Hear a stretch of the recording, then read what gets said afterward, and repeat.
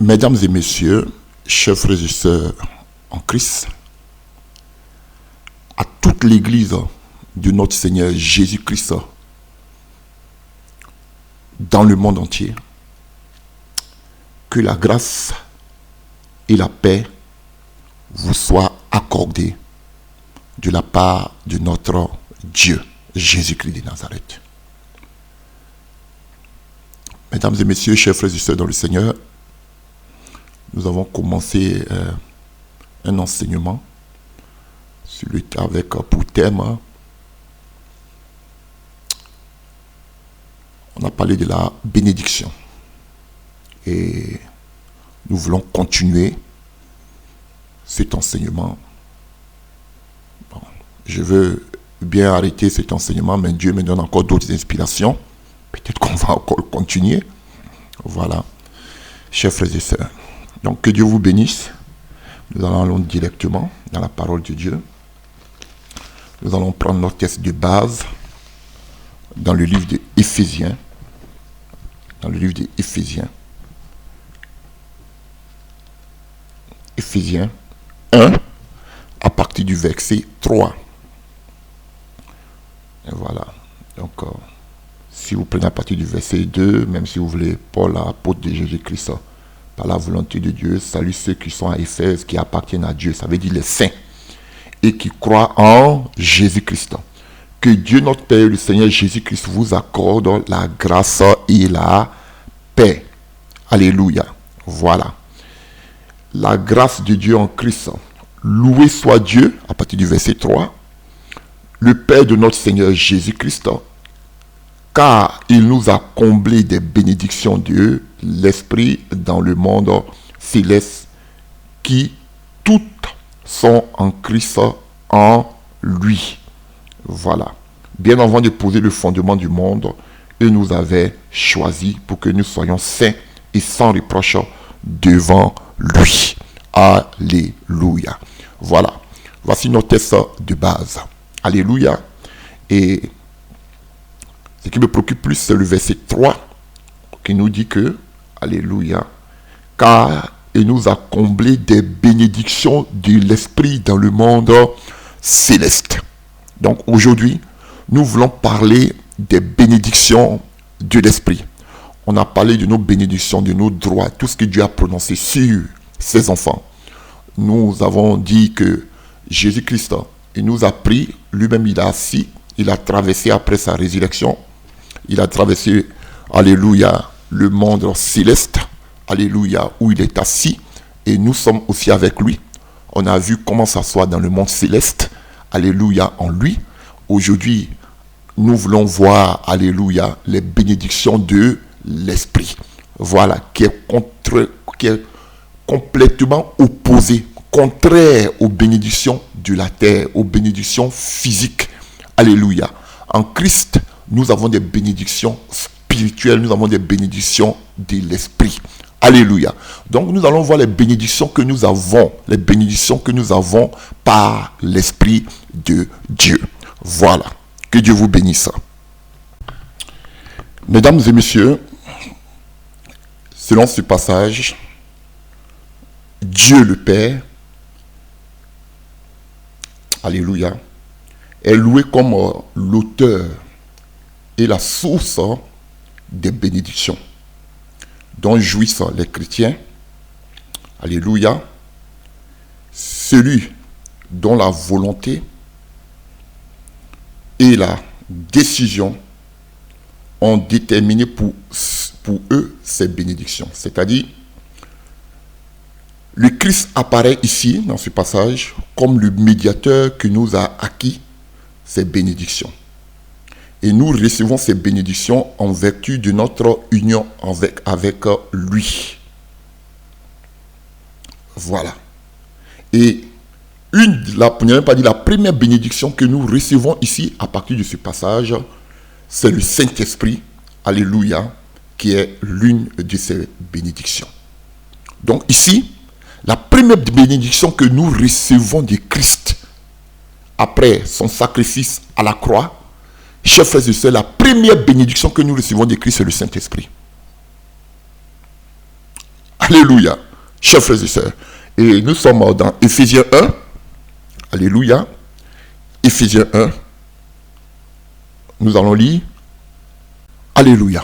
Donc, 3 choses que vous devez retenir. Dieu le Père est l'auteur et la source de bénédiction. Voilà, ce n'est pas de la Trinité dont je veux parler ici. C'est une image, c'est une allégorie. Alléluia. Donc Dieu le Père est l'auteur et la source de bénédiction. Jésus-Christ de Nazareth, alléluia, lui, il apparaît comme le médiateur qui nous a acquis ces bénédictions. Ça veut dire que c'est par lui que nous pouvons avoir ces bénédictions. Lui qui a créé toutes ces bénédictions, c'est Dieu. C'est lui l'auteur, la source. Alléluia. Mais la personne par laquelle nous pouvons avoir ces bénédictions, c'est par Christ. Parce qu'il est le chemin, la vérité et la vie. Nul ne va au Père que seulement que par lui. Alléluia. Donc, il est le médiateur par qui nous pouvons acquérir ces bénédictions. Alléluia. Lui-même, il dit, tout ce que vous allez demander en mon nom, pas au nom de Dieu. Alléluia. Saint-Esprit, alléluia, il est celui qui nous met au bénéfice, des bénédictions de Dieu.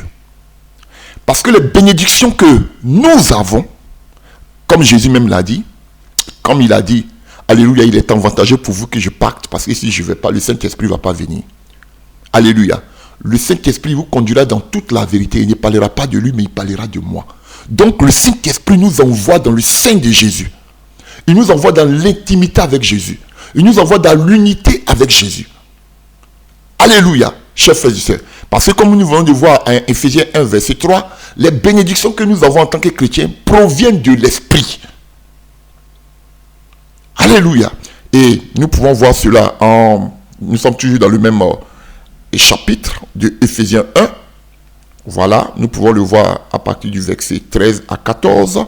Éphésiens 1, verset 13 à 14. Alléluia. Bon, on peut lire à partir du verset 12. Ainsi, nous avons été destinés d'avance à célébrer sa gloire.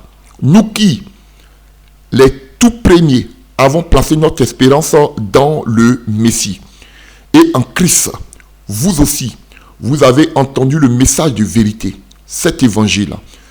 Écoutez maintenant, qui vous apportait le salut. Oui, c'est aussi en Christ que vous qui avez cru, vous avez obtenu de Dieu l'Esprit Saint qu'il nous avait promis. Donc, c'est-à-dire, quand tu crois en Jésus, tu dois recevoir le Saint-Esprit, en principe. Il vous a marqué de son sceau. Voilà, tu l'appartiens. Pour lui appartenir, c'est cet esprit qui constitue la compte de notre héritage en entendant la délivrance du peuple que Dieu s'est acquis.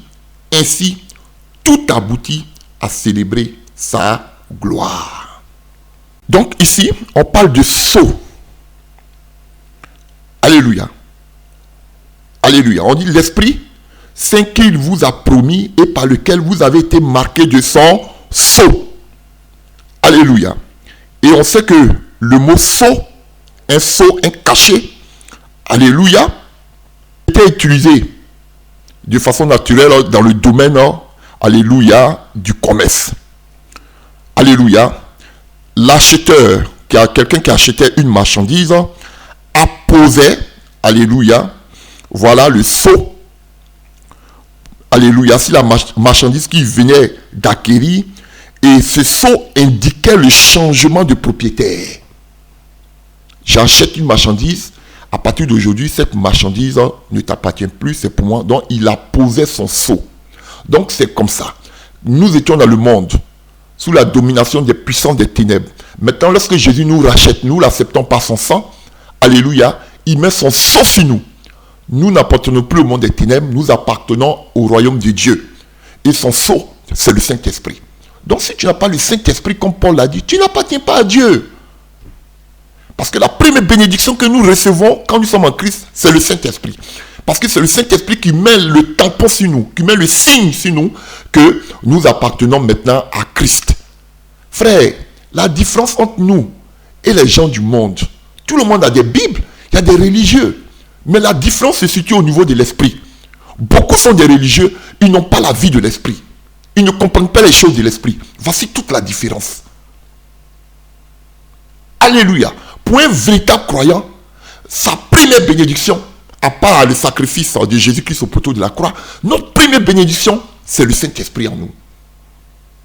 C'est ça qui fait de nous des saints. Mais si tu n'as pas le Saint-Esprit, comment tu peux prétendre être enfant de Dieu? Et je vais encore en profondeur. Le sceau, c'est un signe par lequel, alléluia, Dieu marque que nous lui appartenons. Donc quand Paul dit, si tu n'as pas l'esprit de Jésus, tu ne lui appartiens pas. C'est clair comme l'eau de roche, frère. Quand on parle de cela, on dit, ah, vous pensez quoi, les super saints, c'est vous qui avez le Saint-Esprit, mais c'est écrit. Alléluia. Ah, vous là, vous parlez seulement du Saint-Esprit, du Saint-Esprit, du Saint-Esprit. Oui, on va parler du Saint-Esprit matin, midi et soir, parce que c'est la première bénédiction du chrétien. Ah oui, c'est la première bénédiction du chrétien. Voilà pourquoi Jésus a dit, il est avantageux pour vous que je parte. Parce que si je ne vais pas, le Saint-Esprit ne va pas venir. Hein? Alléluia, le Dieu Tout-Puissant, le Messie, le Christ, il a besoin de partir pour que quelqu'un vienne prendre sa place. Mais ce quelqu'un-là, bon, ce n'est même pas, on parle du souffle. Le souffle de Dieu là, ce n'est pas n'importe qui, ce n'est pas n'importe quoi. Il dit, il est avantageux pour vous que je parte. Le Saint-Esprit doit venir. C'est le Seigneur Jésus qui dit. Donc la première bénédiction du chrétien, c'est l'Esprit, le Saint-Esprit. Donc il faut parler du Saint-Esprit matin, midi, soir. Voilà pourquoi vos églises sont mortes. Vos vies sont mortes. Vos vies n'ont pas de saveur. Parce que vous n'avez pas le Saint-Esprit. Alléluia. Chers frères et sœurs. Même le Saint-Esprit, la Bible dit, alléluia, Romains nous dit, qu'il gémit. Parce qu'il est pressé de quitter cette terre. Toi qui dis que tu as le Saint-Esprit, et puis tu es affectionné aux œuvres de la terre, mais tu n'as pas le Saint-Esprit. Tu n'as pas le Saint-Esprit. Parce que le Saint-Esprit, alléluia, on va voir tout à l'heure, le Saint-Esprit, il est là, il gémit, il est pressé de quitter la terre. Donc si tu as le Saint-Esprit en toi, tu dois être aussi pressé de vouloir quitter la terre. Parce que ici, nous ne sommes pas chez nous. Nous sommes voyageurs étrangers. Mais tu dis tu as le Saint-Esprit, c'est toi qui cherches les milliards de ce monde. Mais il y a un décalage. Alléluia. Et au verset 14 de Éphésiens 1, on dit, c'est cet esprit-là qui constitue l'acompte de notre héritage en attendant la délivrance du peuple que Dieu s'est acquis. Ainsi tout aboutit à célébrer sa gloire. Donc ici on a eu deux thèmes. Ce sont des thèmes commerciaux. Hein. Alléluia. Voilà. On a le premier thème commercial qui est le sceau. On a le deuxième thème commercial qui est l'acompte. Alléluia. Écoutez maintenant. On a dit que le sceau, lui qui venait d'acquérir une marchandise, mettait un tampon dessus pour dire qu'il y a un changement de propriétaire. Maintenant, ça m'appartient. Alléluia. Ça se faisait dans la Grèce antique, dans le temps romain, ça se faisait. Quand on acquérait des esclaves, vous voyez, on mettait des tampons sur eux pour dire qu'ils étaient propriétaires d'un personnage, un richissime, et un riche qui venait de les acheter. Voilà. On mettait des tampons sur eux, ça se faisait. Voilà. Maintenant, l'acompte. L'acompte aussi, c'est un thème commercial qui fait référence au premier versement d'un montant total dû. L'acompte garantit donc que la totalité du paiement sera effectuée. Alléluia. Voilà. Donc, on nous dit ici que l'acompte, contrairement au sceau, l'acompte c'est comment je peux dire ça de façon terre à terre, c'est une avance. Alléluia, tu donnes une avance. Le montant, tu donnes une avance. Alléluia, sur le montant total. Voilà. Au lieu de payer peut-être 10 000 euros, tu commences à payer déjà 1 000 euros. Tu payes 2 000 euros, 3 000 euros. Ce sont des acomptes que tu fais. Allez, mais la totalité sera payée, mais à échelon. Si vous voulez pas rate. Voilà, je ne sais pas comment on dit en français, un raté. Allez, bon, donc des choses comme ça. Alléluia. Voilà. Voici les deux exemples que Paul utilise dans le domaine commercial pour donner la fonction du Saint-Esprit. La première notion du Saint-Esprit ici, c'est que lorsque tu donnes ta vie à Jésus, lorsque tu es né de nouveau, alléluia, automatiquement, le Saint-Esprit vient mettre un signe sur toi. Alléluia. Ce n'est pas le baptême d'eau. Et on a vu le cours, on a fait un enseignement sur le baptême d'eau. Alléluia, qui est le renouvellement de la conscience. Et cela aussi est effectué encore par le Saint-Esprit. Donc, c'est-à-dire que tu deviens enfant de Dieu. Et le Saint-Esprit te reconnaît. Et le Saint-Esprit maintenant va auprès de Jésus pour dire, bon, lui là, cette personne-là est acceptée. Mon esprit, je suis en lui. Donc, à partir d'aujourd'hui, il fait partie du royaume. Il est chrétien. Ça, c'est la première fonction. Il t'identifie dans ce monde. Alléluia. Et il t'amène dans le royaume de Dieu. Tu ne fais plus partie de ce monde. Mais il atteste que tu fais partie du monde de Dieu. Ça, c'est la première fonction du Saint-Esprit. La deuxième fonction du Saint-Esprit. Alléluia. On nous dit quoi ici? Alléluia. On nous dit qu'il est considéré comme, il est comme un acompte. Et nous venons de donner la définition de l'acompte. Donc, le Saint-Esprit nous donne, dans ce temps présent dans lequel nous sommes, un avant-goût des bénédictions à venir. Vous comprenez? Et sa présence, alléluia, est à la fois preuve que l'avenir a déjà commencé et la garantie que le présent arrivera à son terme. Alléluia. Voilà. Oh, c'est puissant. Quand on parle du Saint-Esprit comme ça. Et prenons Romains 8 à partir du verset 23. Romains, comme je l'ai dit tout à l'heure, Romains 8 à partir du verset 23. Romains 8 à partir du verset 23. Quand je parle du Saint-Esprit, alléluia, ça commence. Romains 8 à partir du verset 23. On nous dit quoi ici? Nous le savons, verset 22, nous pouvons commencer pour mieux comprendre. Nous le savons bien. En effet, jusqu'à présent, la création tout entière est unie d'un profond gémissement et dans les douleurs d'un enfantement. Elle n'est pas seule à gémir, car nous aussi, qui avons reçu le Saint-Esprit, oh, la présence de Dieu, comme un avant-goût. Vous avez ici, maintenant, on dit que le Saint-Esprit, c'est un avant-goût. Alléluia. De la gloire, nous gémissons du fond du cœur, en entendant d'être pleinement établis dans notre condition de fils adoptifs de Dieu, car notre corps sera délivré. Alléluia, car nous sommes sauvés, mais c'est par espérance. Donc nous gémissons. Le Saint-Esprit, c'est un avant-goût des choses célestes que nous allons vivre au ciel.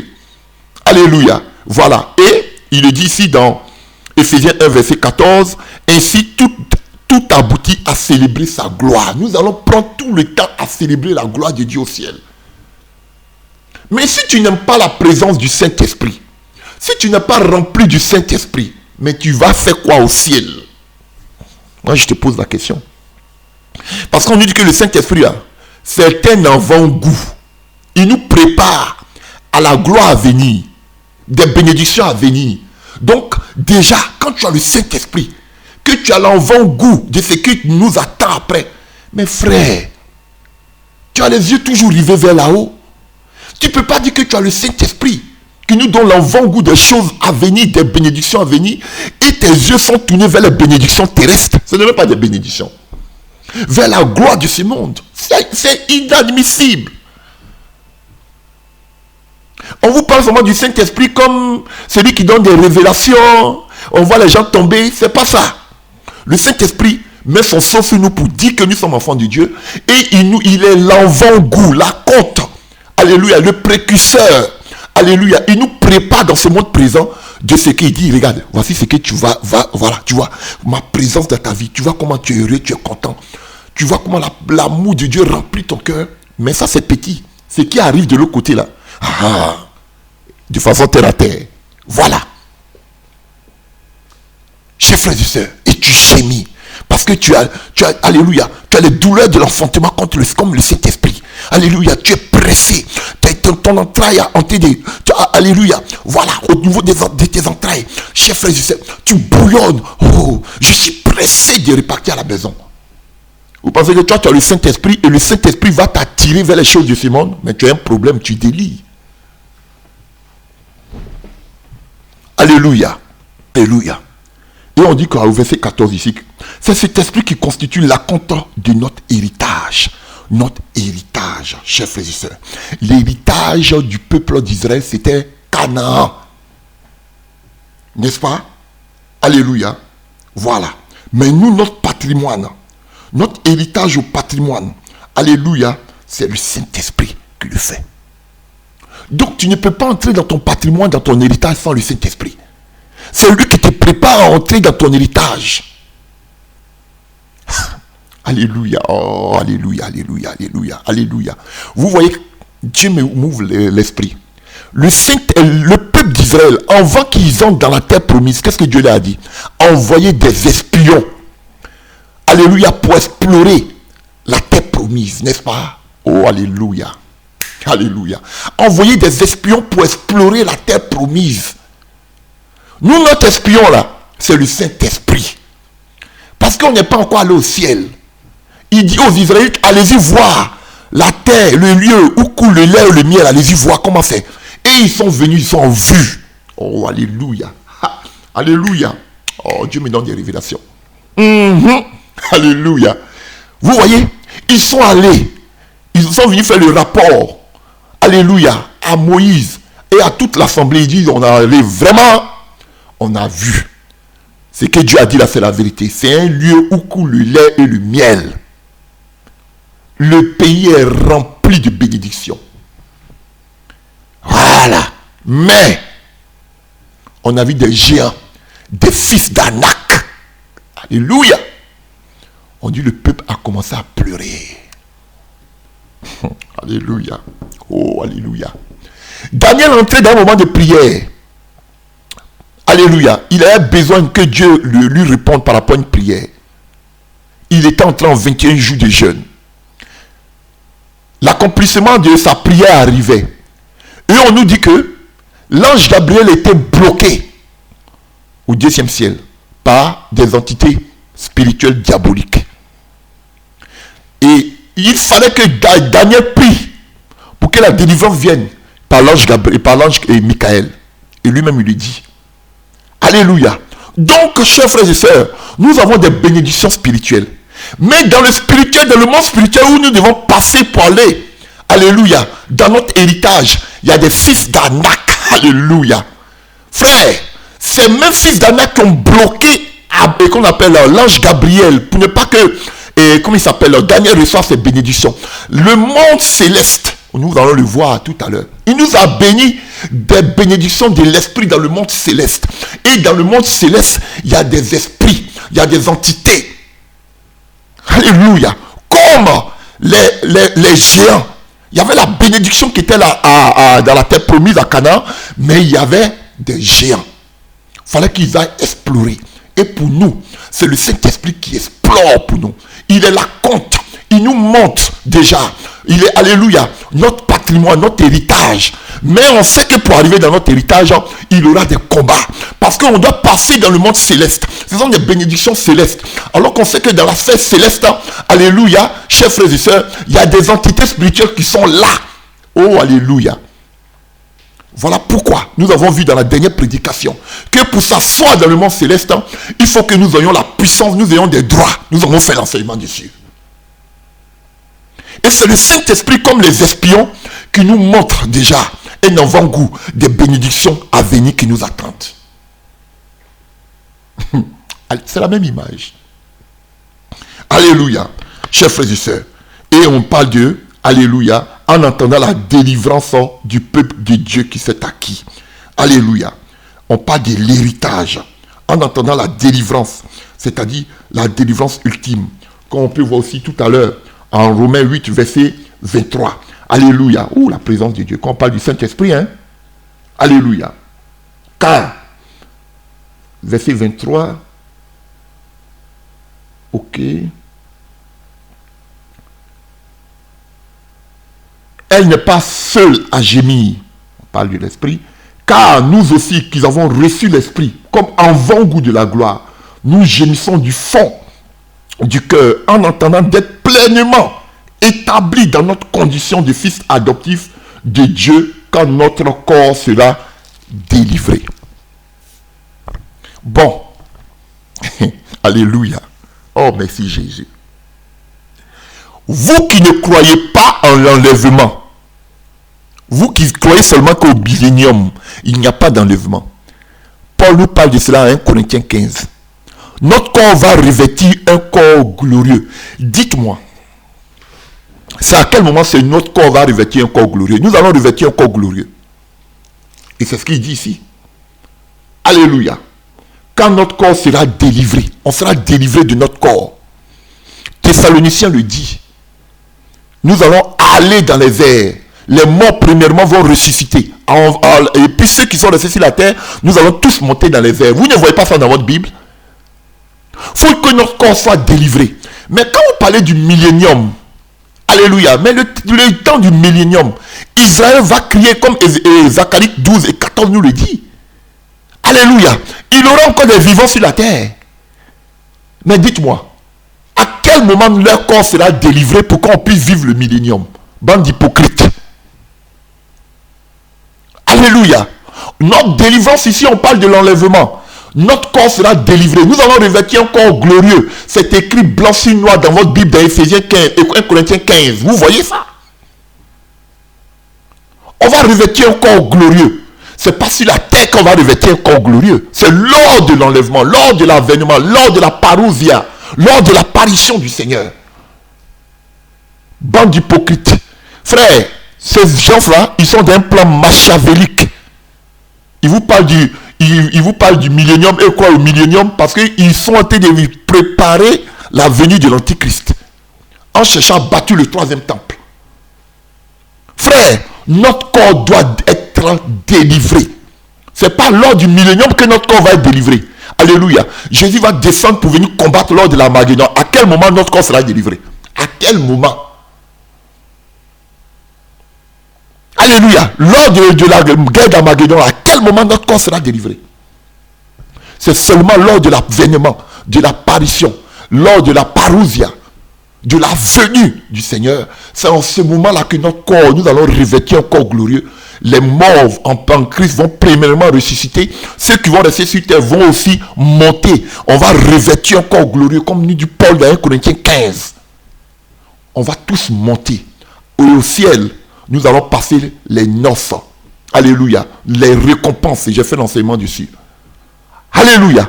Et lorsque le peuple d'Israël va voir qu'ils ont été burnés, ils ont été trompés par l'Antichrist, ils vont pleurer sur Jésus-Christ. Ils vont dire on était trompés, comme nous dit Zacharie 12, Zacharie 14. C'est en ce moment-là que toute l'armée du ciel va descendre pour venir combattre pour Israël à Jérusalem, dans la vallée de Megiddo ou même dans la vallée de choses. L'autre thème là. Dans la vallée de Josaphat. Et c'est en ce moment-là que le règne de Christ va s'établir sur terre, ce qu'on appelle le millénium. Frère, tu dois revêtir un corps glorieux. Et c'est le Saint-Esprit qui va faire cela en nous. Mais si tu n'as pas l'Esprit de Dieu là, comment il va transformer ton corps là en corps glorieux? Comment il va le faire? Le Saint-Esprit est important. Quand on parle du Saint-Esprit, vous pensez que c'est parler en langue. Le Saint-Esprit a une grande mission. C'est lui qui va nous enlever. C'est lui qui va nous donner un corps glorieux. C'est lui qui fait que nous aspirons, nous gémissons. Alléluia, nous sommes pressés de quitter. S'il n'y a pas le Saint-Esprit, qui va te diriger tes pensées vers les choses d'en haut? C'est le Saint-Esprit qui purifie, qui renouvelle nos pensées. Pour ne pas que nos pensées soient tournées vers les plaisirs de ce monde. Mais le Saint-Esprit, il fait un grand travail. Ce n'est pas de parler en langue. Ce n'est pas de faire tomber les gens. Ce n'est pas les dons spirituels, le Saint-Esprit. Frère, ça vient de lui, mais ce n'est pas ça. Il a une grande mission. Il nous prépare pour le retour du Seigneur, pour l'enlèvement. Il nous avertit que les temps sont mauvais, que Christ à la porte. C'est le Saint-Esprit qui fait ça, c'est pas ton pasteur. C'est le Saint-Esprit qui fait que tu aies le péché.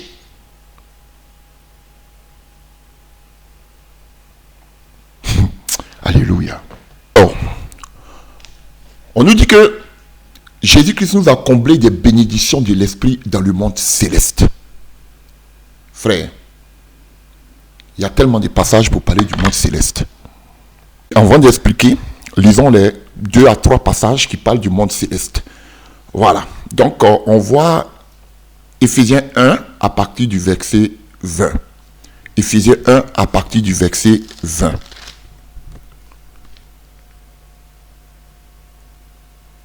Alléluia. Prenons à partir du verset 19 pour mieux comprendre. Et quelle est l'extraordinaire grandeur de sa puissance qu'il met en œuvre en notre faveur, à nous qui plaçons notre confiance en lui. Cette puissance, en effet, il a déployée dans toute sa force, en la faisant agir dans le Christ lorsqu'il l'a ressuscité d'entre les morts. Il a fait siéger à sa droite dans le monde céleste. Donc, ce passage nous dit que par la puissance du Saint-Esprit, Dieu a fait siéger Jésus-Christ dans le monde céleste. Donc, Jésus-Christ siège dans le monde céleste. Verset 23, là, le Christ est placé bien au-dessus de notre autorité, de toute autorité, de toute puissance, de toute domination et de toute souveraineté. Au-dessus de tout nom qui puisse être cité, non seulement dans le monde présent, mais aussi dans le monde à venir. Dieu a tout placé sur ses pieds et c'est Christ qui domine toutes choses. Il a donné pour chef à l'Église qui est son corps et en qui habite la plénitude de Dieu qui remplit tout en tous. Vous voyez? Donc toute cette autorité, toute cette puissance, tu ne peux pas être siégé dans le monde céleste si tu n'as pas la puissance de Dieu. Vous voyez? Pour que Jésus-Christ puisse siéger dans le monde céleste, il fallait qu'il reçoive la puissance, l'autorité. C'est tout nom, c'est toute puissance. Alléluia. Et ce pouvoir-là, cette puissance-là, il a donné à l'Église. Donc l'Église aussi est assise avec Christ dans les lieux célestes. On nous dit que c'est à partir du lieu céleste que Jésus-Christ siège et il gouverne. Vous voyez, comme je vous ai dit, à Canaan, les espions, ils sont allés, ils ont vu que c'était bon. Mais il y avait les géants, les fils d'Anak. Vous voyez, le peuple d'Israël a commencé à pleurer. Il fallait la puissance de Dieu pour les délivrer des géants. C'est de la même manière. Jésus-Christ siège dans les lieux célestes, mais il siège avec puissance et autorité. Et ce pouvoir-là, il a donné à l'Église. Par le Saint-Esprit. Tu n'as pas le Saint-Esprit, tu fais comment? Quand on parle de la puissance de Dieu, non, c'est la parole, c'est la parole. On va voir ce que c'est que la parole. On connaît Dieu en profondeur par l'esprit. On connaît Dieu de façon générale par la parole. Si tu n'as pas l'esprit de Dieu, tu ne peux pas connaître Dieu en profondeur. Ce que Dieu veut enlever par l'enlèvement, ce que Dieu vient penser, ce sont des gens qui le connaissent en profondeur, qui sont unis à lui. Pas ceux qui le connaissent de façon générale. Alléluia. Donc, Christ siège dans les lieux célestes. Prenons le deuxième passage qui parle des lieux célestes. Alléluia. Voilà. Prenons Galates, excusez-moi, Éphésiens 2, verset 6. Éphésiens 2, à partir du verset 6. Éphésiens 2, à partir du verset 6. Par notre union avec Jésus-Christ, Dieu nous a ressuscités ensemble et nous a fait siéger ensemble dans le monde céleste. Il a fait afin de démontrer pour tous les âges à venir, l'extraordinaire richesse de sa grâce qu'il a manifestée en Jésus-Christ par sa bonté envers nous. Donc maintenant on nous dit, Jésus-Christ siège dans le monde céleste. Nous aussi en tant que croyants, nous siégeons avec lui ensemble dans le monde céleste parce que nous sommes unis à lui. On parle de l'Église. Mais tu ne peux pas siéger dans le monde céleste si tu n'as pas la puissance de Dieu. Voilà pourquoi quand le peuple d'Israël, les espions sont venus faire le rapport au peuple d'Israël, on a vu c'était vraiment un lieu où coule le lait et le miel. Mais on a vu les fils d'Anak, on nous dit que tout le peuple a commencé à pleurer. Parce qu'ils n'avaient pas le Saint-Esprit. Mais ceux qui étaient recouverts de la puissance de Dieu, ils étaient deux. Caleb et puis qui? Josué, ils ont déchiré leurs vêtements. Il dit, mais qu'est-ce que vous êtes en train de faire? C'est Dieu qui nous a délivrés de la main de Pharaon, qui a fendu la mer en deux, qui nous a donné la nourriture dans le désert. Il ne peut pas nous délivrer de ces fils du diable, ces fils d'Anak, à cause de cette parole, cette assurance. Ce sont les deux qui ont mis pied dans la terre promise. Tout le monde est mort, même Moïse est mort. Voilà beaucoup de chrétiens aujourd'hui qui n'ont pas l'assurance. Est-ce que la vie même après la mort existe? Est-ce qu'il y aura l'enlèvement? Mais parce que vous n'avez pas le Saint-Esprit. Si tu as le Saint-Esprit, tu ne peux même pas douter un seul instant. Vous êtes comme le peuple d'Israël qui va tenter de vous lamenter. Oh, on a faim dans le désert. Seigneur, donne-nous la viande. Faites tomber le pain. Moïse, tu nous as fait venir dans le désert, c'est pour nous faire mourir. Pourquoi tu ne nous as pas laissé en Égypte? On était bien là-bas. Vous vous lamentez, vous gémissez en longueur de journée. Pourquoi? Pour les choses de ce monde. Qu'est-ce que je vais manger? Je vais prospérer. Mes enfants. Alors que ceux que le Saint-Esprit, selon, qu'on appelle Romains 8, verset 23, nous on gémit pour quitter la terre. Vous vous gémissez pour les choses de la terre. Mais on n'est pas la même chose. Ah, frère, j'ai une colère sainte. Alléluia. Alléluia. Éphésiens 3, à partir du verset 10. Éphésiens 3, verset 10.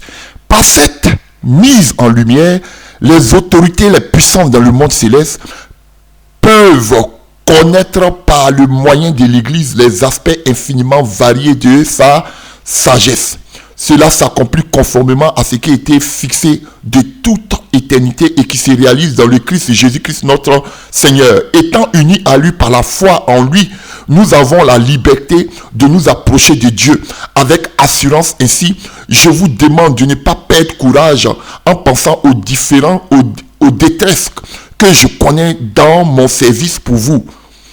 Elles contribuent à la gloire qui vous est destinée. Donc, tout enfant de Dieu croyant qui veut avoir part à la gloire à venir, il doit faire face aux détresses. Ça contribue à nos bénédictions à venir.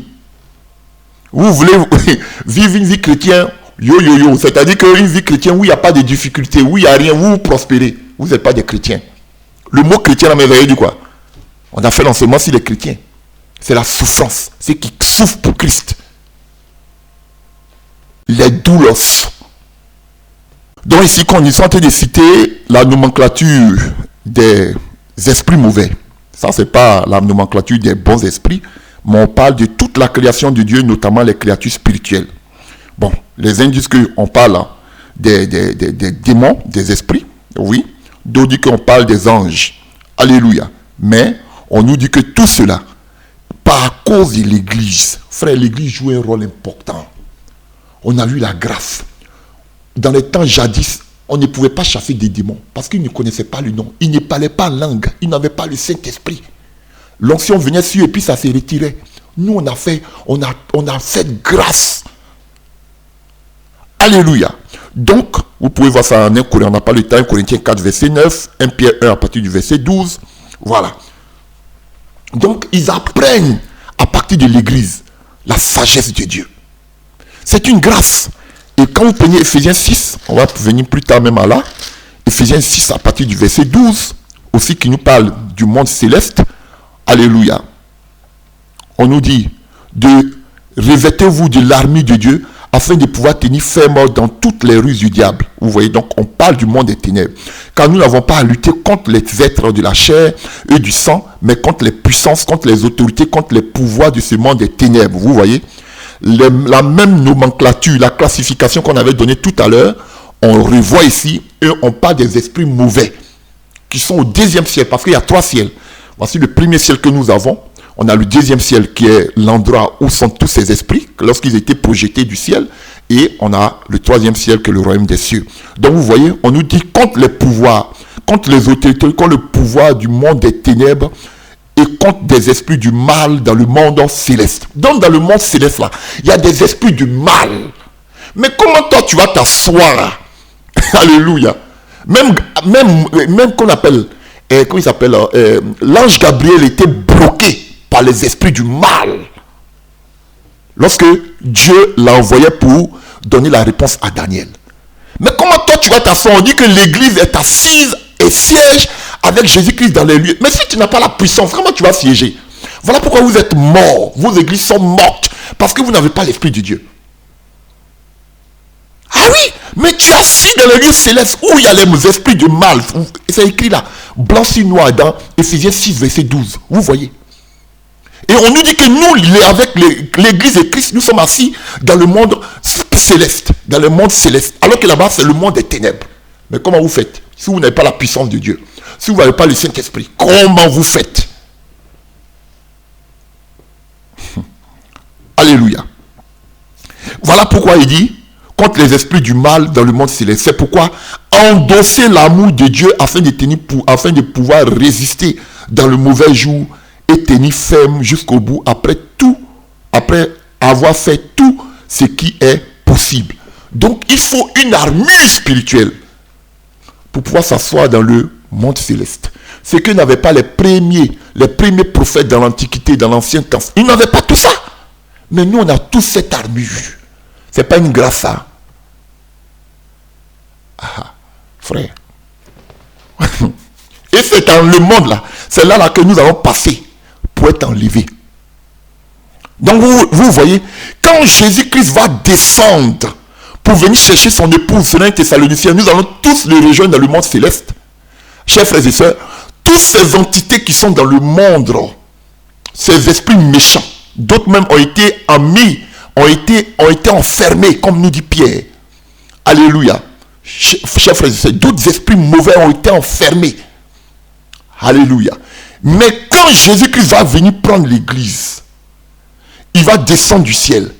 Donc, toute cette charge diabolique au niveau du deuxième ciel, là, ils vont descendre parce que la puissance de Dieu va les précipiter vers la terre. Vous voyez ça en Apocalypse, là-bas, 12. Malheur à la terre, quand Satan est descendu vers vous, animé d'une grande couleur, sachant qu'il lui laisse peu du temps. Ils vont tous descendre. Et nous, les chrétiens, nous allons monter. Le ciel sera libéré. Imaginez maintenant, pendant que l'église monte, il y a transfert. L'église monte et toute cette puissance des ténèbres qui au deuxième ciel descend sur terre. Imaginez maintenant quel sera le sort de ceux qui seront restés sur terre. Avec tous ces esprits, un tiers des démons. Alléluia. Et on nous dit que la puissance de l'Antéchrist se fera, la venue de l'Antéchrist se fera par la puissance des démons, du diable. Tous ces, mais vous allez voir les démons même partout. Mais l'église est déjà partie. Vous voyez le transfert? Jésus-Christ monte, il descend de son trône pour venir prendre l'église. Nous allons le rejoindre dans le haut, dans le ciel. Nous allons revêtir un corps glorieux. Et toute cette charge occulte, ténébreuse, maléfique qui est dans le deuxième ciel descend sur la terre. Un transfert, nous on monte et ils descendent. Imaginez maintenant quel sera le sort de ceux qui sont restés sur la terre et de tous les habitants de la terre. Alléluia. Parce que dans le monde céleste où nous siégeons avec Christ, là aussi siège le monde des ténèbres. Donc c'est un combat perpétuel dans l'esprit. Alléluia. Dormez. Allez-y à l'église tous les matins. Chaque dimanche. Ne vous réveillez pas. Pour siéger dans le monde céleste, là, il faut une armure. Même Jésus, on a vu tout à l'heure que pour s'asseoir dans le monde céleste, là, il avait besoin de la force du Saint-Esprit, de la puissance. C'est de la même manière aussi, nous les chrétiens, on a besoin aussi de la puissance pour pouvoir s'asseoir dans le monde céleste. Toi, tu dors, je suis chrétien, et puis tu n'as pas la puissance de Dieu, tu veux t'asseoir dans le monde céleste. Mais tu fais comment? L'enlèvement, là, c'est pour les guerriers. C'est pas pour les faiblards, c'est pour les guerriers. Parce qu'on doit traverser le monde céleste pour aller s'asseoir, pour aller dans le ciel, pour les noces et les récompenses. Alléluia. Restez là seulement. Même le grand, chose qu'on appelle l'ange Gabriel était bloqué par les esprits méchants. C'est pas moi qui ai dit, c'est écrit dans Ephésiens 6, verset 12. Allez-y, lisez Daniel, vous allez voir. Il était bloqué. Il fallait qu'on prie pour que Michael vienne le délivrer. Jouer. Alléluia. Pour récapituler rapidement, une brève, alléluia, conclusion, si vous voulez, définition du monde céleste. Alléluia, c'est la sphère dans laquelle le Christ est entré lors de sa résurrection. Vous avez compris? Quand Jésus est ressuscité là, c'est dans le monde céleste qu'il est allé. Il a dit, je vais vers mon Père, vous préparez des lieux, et puis je viens vous chercher. Alléluia. Imaginez le jour de la résurrection de Jésus, comment le monde céleste a bougé. Alléluia. Parce que le Saint des Saints montait. Et il est monté par la puissance de Jésus. De la même manière que Jésus est monté, c'est comme ça que aussi, nous aussi on va monter. Alléluia. C'est comme ça nous aussi on va monter. Alléluia. Et il allait s'installer là. Jésus a revêtu un corps glorieux, n'est-ce pas? Après sa mort. C'est comme ça que nous aussi on va revêtir un corps glorieux. Nous allons monter aussi comme notre Seigneur. Quand Jésus est mort, il est ressuscité. Il n'est plus ressuscité, il est monté dans le monde spirituel. C'est comme ça que nous aussi, on va monter dans le monde céleste. Alléluia. Chers frères et sœurs. Et il allait s'asseoir à la droite de Dieu le Père. Et c'est de là qu'il exerce son règne actuel. Alléluia. Et c'est là que se joue. C'est ce qui se joue. Alléluia. C'est de là que joue. Alléluia. Tout ce combat. Alléluia. De l'humanité. À partir du ciel. Parce que tout part d'abord du contrôle du ciel. Alléluia. Chers frères et sœurs. Alors, mesdames et messieurs, chers frères et sœurs en Christ, voyons maintenant les bénédictions de l'Esprit que nous avons en Christ, comme nous dit Éphésiens 1, à partir du verset 3, car Dieu nous a comblé des bénédictions de l'Esprit dans le monde céleste. Pas des bénédictions de la chair. Parce que dans le monde céleste, c'est l'Esprit. Donc si tu n'as pas l'Esprit, comment tu vas aller siéger dans le monde céleste avec Christ? Si tu n'as pas les bénédictions de l'Esprit, tu dois avoir ces bénédictions-là. C'est important. Et c'est le Saint-Esprit qui effectue ça en toi. Parce que de façon terre à terre, si tu as l'Esprit de Dieu en toi là-haut, l'Esprit de Dieu là, lui, il s'affectionne aux choses d'en haut. Donc si tu dis que tu as l'Esprit de Dieu en toi là, l'Esprit de Dieu gémit. Il est pressé de quitter cette terre, comme Paul le dit en Romains 8, verset 23. De la même manière que le Saint-Esprit gémit, nous aussi, parce que nous avons l'Esprit de Dieu, nous devons aussi gémir. Nous sommes pressés. Paul dit, il est pressé de toutes parts. Il veut quitter ce corps. Parce qu'il a le Saint-Esprit. Mais toi, tu dis, tu es rempli du Saint-Esprit. C'est les richesses, les trucs de cette terre, les choses de cette terre, les richesses de ce monde qui te préoccupent. Tu es sûr que tu as le Saint-Esprit? Si tu n'as pas le Saint-Esprit, tu ne peux pas monter. Voilà pourquoi ils sont tellement charnels qu'ils ne veulent même pas parler de l'enlèvement. Parce que ce sont des gens spirituels qui seront enlevés. Ce n'est pas des charnels. Alléluia. Alors, donc voyons ces bénédictions. On va voir le Saint-Esprit, alléluia. Quelle bénédiction il te donne pour que tu puisses être enlevé? Quelle recommandation il te donne? C'est ce que nous voulons voir. Nous avons dit que la toute grande bénédiction que nous recevons en tant que croyants, c'est le Saint-Esprit. Et les dérivés de la bénédiction que nous recevons du Saint-Esprit, alléluia, les premiers fruits que nous recevons du Saint-Esprit, chers frères et sœurs, les premières bénédictions qui découlent du Saint-Esprit, si je peux m'exprimer ainsi, alléluia, les chrétiens reçoivent la sagesse et la révélation de ce qui est caché, de ce qui se prépare dans le secret. On ne parle pas des paroles de connaissance ici. On ne parle pas des prophéties. Alléluia. Voyons Éphésiens 1 à partir du verset 17 à 20. Éphésiens 1 à partir du verset 17 à 20. Je demande que Dieu, de notre Seigneur Jésus-Christ, le Père qui possède la gloire, vous donne par son esprit sagesse et révélation. Pourquoi? Pourquoi Dieu doit nous donner la sagesse et la révélation? Pas pour épater le monde. Non. Pour que vous le connaissez. Qu'il illumine ainsi votre intelligence. Donc, alléluia. Afin que vous compreniez en quoi consiste l'espérance à laquelle vous avez été appelés. Quelle est la glorieuse richesse de l'héritage que Dieu vous fait partager avec tous ceux qui lui appartiennent. Ça veut dire les saints. Et quelle est l'extraordinaire grandeur de la puissance qu'il met en œuvre en notre faveur, à nous qui plaçons notre confiance en lui. Alléluia. En effet, cette puissance, il a déployé dans toute sa force. Vous voyez? Donc, c'est que la première bénédiction que le Saint-Esprit nous donne à partir d'Éphésiens, c'est d'avoir la révélation et la sagesse pour comprendre les choses à venir, le secret, les choses cachées qui viennent. Et il parle de quoi ici? Il parle de l'espérance, de l'héritage. Donc, pour avoir l'héritage spirituel, alléluia, pour être enlevé,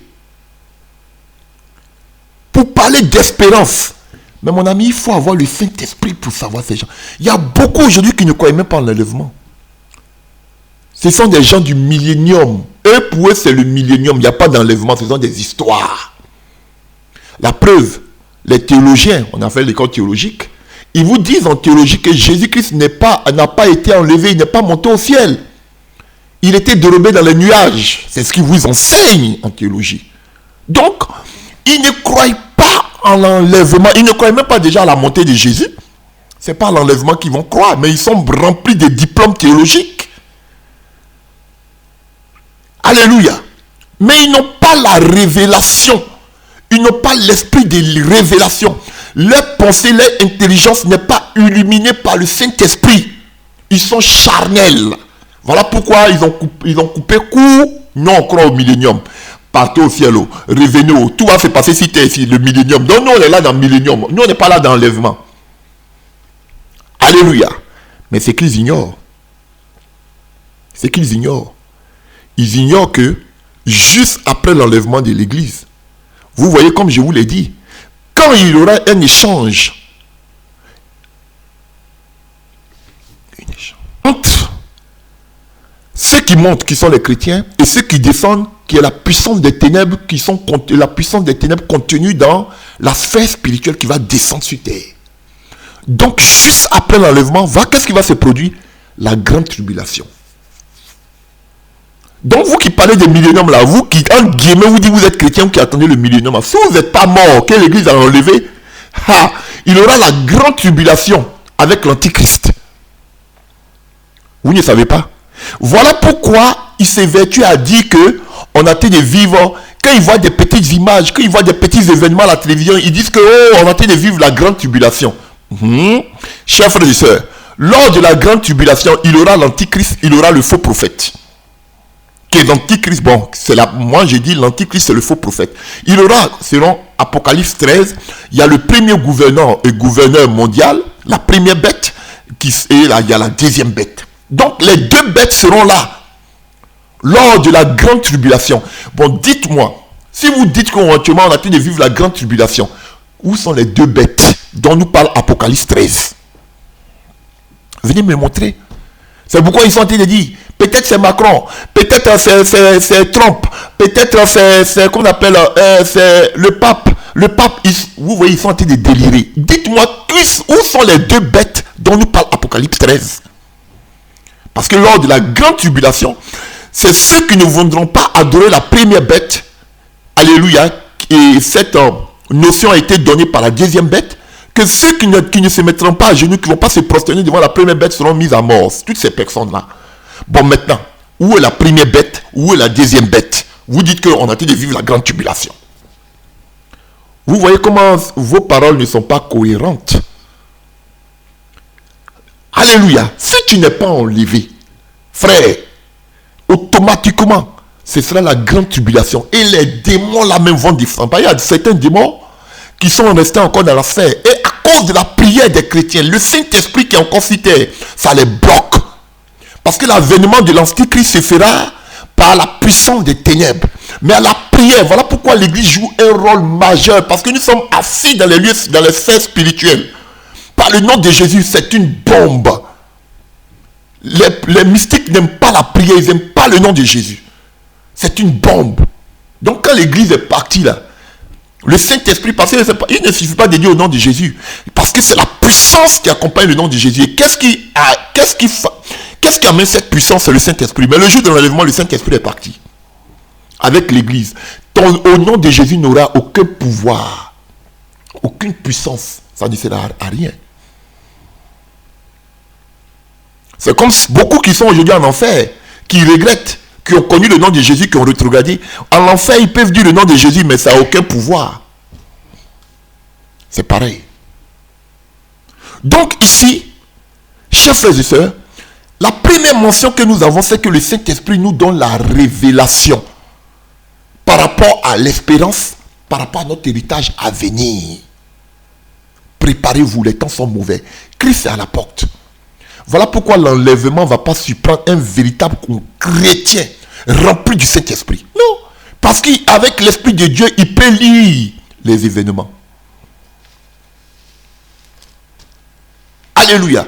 Mais ceux qui n'ont pas l'illumination de l'Esprit, eux, ils se disent, tout va se jouer au niveau de Jérusalem. Faut qu'on voit, quand on voit le rebâtissement, faut qu'on rebâtisse le 3e temple, comme ça Jésus va revenir. Voilà, parce qu'ils sont charnels. Mais nous, qui avons l'Esprit, on sait qu'avant tout ça, d'abord le Saint-Esprit va nous enlever. Voici la réalité.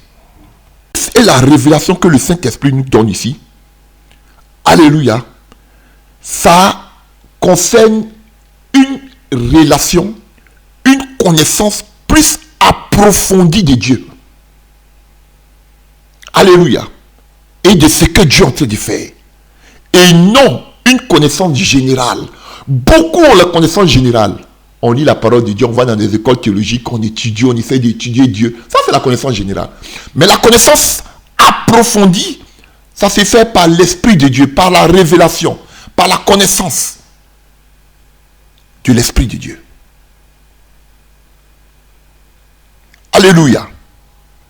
Maintenant, je vous donne un peu de définition. Il parle ici de votre intelligence, que notre intelligence soit illuminée. Alléluia.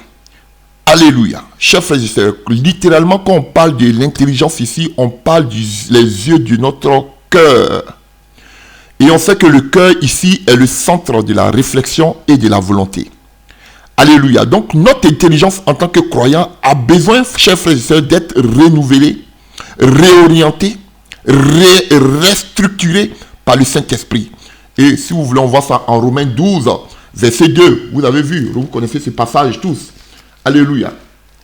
Romains 12, verset 2. Romains 12, verset 2. Romains 12, à partir du verset 2. Alléluia. Ne vous laissez pas modeler par le monde actuel, mais ne vous laissez pas, modeler par le monde actuel, mais laissez-vous transformer par le renouvellement de votre pensée pour pouvoir discerner la volonté de Dieu, ce qui est bon et ce qui lui plaît, ce qui est parfait. Donc, alléluia, c'est ce passage-là. Donc, chers frères et sœurs, la prière de Paul ici, Paul prie pour que les correspondants, ceux qui vont recevoir cette lettre-là, parviennent, chers frères et sœurs, à une compréhension des choses, en particulier du plan de Dieu. Donc la connaissance, la sagesse que nous recevons de Dieu, c'est pour connaître ses plans. Entre autres, on va le voir, le retour du Seigneur.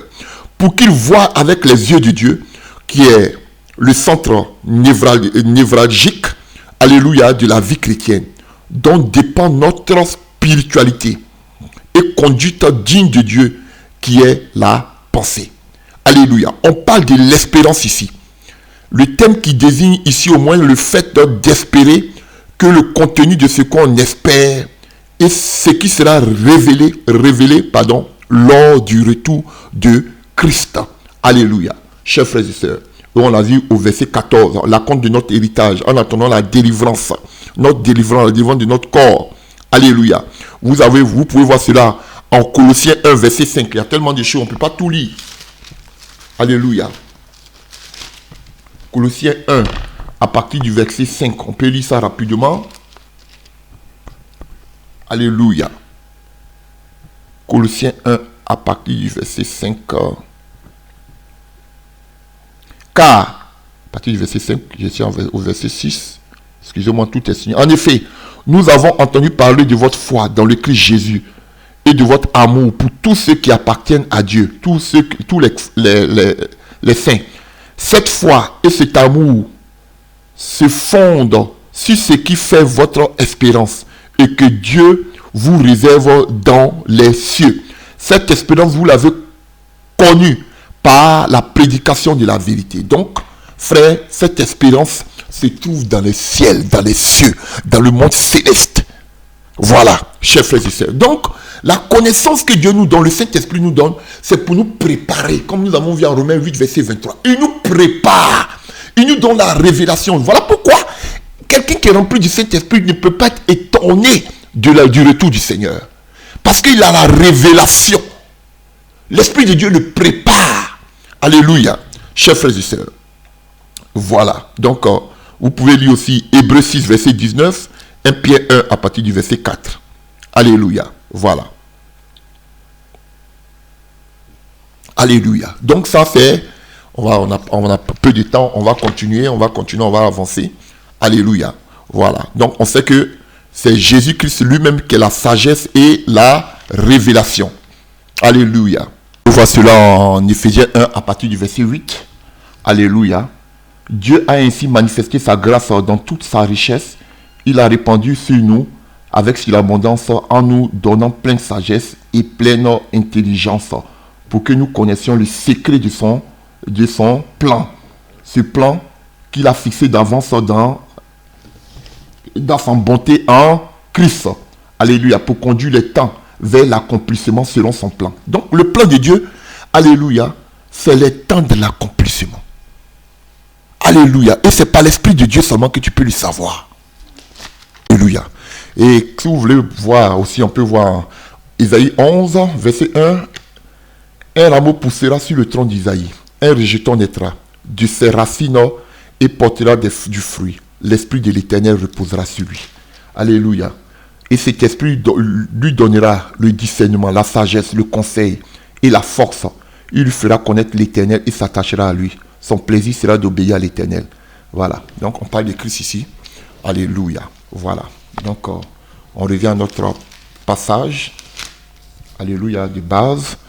Voilà. Donc il y a beaucoup de passages, chers frères et sœurs. Il avait donné aussi, je crois en Exode, il avait donné aussi l'esprit de sagesse pour qu'on puisse construire. Alléluia. Voilà. Donc, Exode 28 à partir du verset 3, vous pouvez voir tout ça. Voilà. Donc, en grosso modo, la sagesse, la connaissance que Dieu nous donne, c'est pour nous préparer au retour à la fin des temps, l'accomplissement du temps. Alléluia. Voilà. La fin de ce monde actuel et le commencement du monde à venir. Donc, c'est-à-dire, c'est comme une horloge. L'Esprit de Dieu nous prépare. Il nous montre les signes que le Seigneur est à la porte. Ce n'est pas pour faire tomber les gens. Ce n'est pas pour parler en langue. Voilà, chers frères et sœurs. Voilà pourquoi quelqu'un qui est rempli du Saint-Esprit ne peut pas être étonné du retour du Seigneur Jésus. Voilà. Parce que c'est la première mission du Saint-Esprit. Tu ne peux pas dire que tu as le Saint-Esprit et puis tu ne crois pas en l'enlèvement. Mais tu as un problème, tu as besoin de délivrance. Alléluia. Voilà. Et deuxième bénédiction, nous voyons en Éphésiens 2, verset 18. Éphésiens 2, à partir du verset 18. Alléluia. Éphésiens 2, à partir du verset 18. On prend à partir du verset 17. Ainsi, il est venu annoncer la paix à vous qui étiez loin et la paix à ceux qui étaient proches. Car, grâce à lui, nous avons accès les uns comme les autres auprès du Père par le Saint-Esprit. Voilà pourquoi vous n'êtes plus des étrangers ou des résidents temporaires. Vous êtes concitoyens, des membres du peuple de Dieu. Vous faites partie de la famille de Dieu. Dieu nous a intégrés à l'édifice qu'il construit sur le fondement que sont les apôtres, ces prophètes. Pas les apôtres et les prophètes, mais les apôtres qui sont ces prophètes. Et dont Jésus-Christ lui-même est la pierre principale. Et c'est ce que je vous ai dit tantôt. Quand tu es né de nouveau, quand tu deviens croyant, alléluia, que fait le Saint-Esprit? Il vient mettre le sceau sur toi. Donc tu fais partie intégrante, alléluia, de la famille de Dieu, du peuple de Dieu. Alléluia. Voilà, donc tu n'es plus étranger. Frère, c'est ça qui est la vérité. Donc, le Saint-Esprit ici, parce que nous sommes intégrés, nous faisons partie de la famille, nous pouvons maintenant avoir accès à notre papa, qui est le chef de famille. Voilà, tout enfant, à moins que c'est un enfant maudit, sinon tout enfant a droit à avoir accès à son père. Alléluia, chers frères et sœurs. Excusez-moi pour le thème. Alléluia. Donc, tout enfant doit avoir accès à son père. Donc, par le Saint-Esprit, nous avons tous accès au Père. C'est pas une grâce, ça. Parce que nous sommes membres de la famille de Dieu. Alléluia. Et vous voyez ici, chers frères et sœurs, alléluia. On peut le dire tout à l'heure en Hébreu 10. Alléluia. Vous voyez, Paul fait allusion aussi au grand prêtre dans l'Ancien Testament, qui seul avait accès à la présence de Dieu, c'est-à-dire au lieu très saint, une fois par an. Les Israélites eux-mêmes là, n'avaient pas dans leur ensemble un tel accès auprès de Dieu. Alléluia. Mais Paul ici souligne la nouveauté que représente cet accès. Alléluia. Donc Paul nous conduit, alléluia, auprès du Père. Nous avons accès maintenant au Père. Les Israélites ne pouvaient pas entrer dans le lieu très saint. Ils n'avaient pas accès à de la présence de Dieu. C'était le prêtre seul. Mais aujourd'hui, nous avons accès auprès du Père. Alléluia. Si vous voulez, on peut lire Hébreu 10. Hébreu 10, à partir du verset 19 à 22. On a une fois fait l'enseignement dessus. Hébreu 10. Alléluia. Ainsi donc, mes frères, verset 19. Nous avons une pleine liberté pour entrer dans le lieu très saint. Grâce au sang du sacrifice de Jésus. Il nous en a offert le chemin. Un chemin nouveau et vivant. Tout est souligné, excusez-moi. À travers le rideau du sanctuaire, c'est-à-dire à travers son propre corps. Ainsi, nous avons un grand prêtre éminent, placé à la tête de la maison de Dieu. Approchons-nous donc de Dieu avec un cœur droit, avec la pleine assurance que donne la foi, le cœur purifié de toute mauvaise conscience et le corps lavé d'une eau pure. Restons fermement attachés à l'espérance que nous reconnaissons comme vraie, car celui qui nous a fait les promesses est digne de confiance. Et veillons les uns sur les autres, encourageant mutuellement dans l'amour et pratiquer le bien. Vous voyez? Et vous voyez, le peuple d'Israël ne pouvait même pas s'approcher de la montagne. Ils ont dit à Moïse, toi, va parler avec Dieu, puis viens nous faire le compte rendu. Ils ne pouvaient même pas s'approcher. Dieu avait dit que personne ne devait s'approcher. Quelqu'un qui s'approchait de la montagne, il devait être mis à mort. Il allait le frapper.